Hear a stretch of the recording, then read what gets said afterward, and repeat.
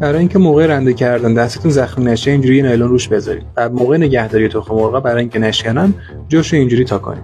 برای دقیق خرد کردن میوه‌ها یه شونه روش بذارید. برای جدا کردن زرده تخم مرغ دستکش اینجوری برش میزنیم رو بطری میذاریم و به همین راحتی اون رو جدا میکنیم. اگه خواستین عسل رو قاشق نمونه کافیه کم روغن بهش بزنید که به این راحتی عسل جدا شه.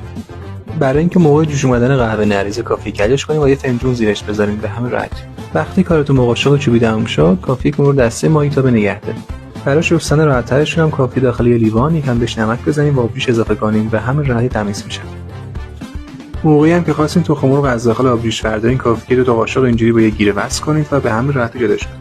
برای کامل خالی کردن رب کافی وقتی بازش کردیم سر و تهش کنیم و بعدش به راحتی با یه انگشت فشار میدیم و همه رب خالی میشه. برای راحت خورد کردن سبزی هم کافیه سر و تهش رو با یک کش ببندیم و به همین سرعت میتونیم سبزی رو خورد کنیم. اگه در پلاستیکتون گم شد اینجوری با یه باد کنک ازش استفاده کنید. به جای اینکه از این وسیله استفاده کنیم کافیه که اینجوری گوشت رو از یه بطری رد کنیم و سیخ رو در گوشت فرو کنیم. به جای اینکه از این وسیله استفاده کنیم قارچ رو هم میذاریم یه سیخ مجدد فرو میکنیم و به همین راحتی برش میزنیم. برای اینکه گوجه دیرتر خراب شن کافیه که بالاش اینجوری چسب بزنیم. اگه باگتمون خوش شد کافیه کم خیسش کنیم لای فویل بذاریمش و بعدش یکم بهش حرارت بدیم. به همین راحتی ازش استفاده میکنیم. و اگر هم خواستین لیمو یا پرتقال رو کپک نزنه کافیه دورش کاغذی بشیم و اینجوری نگه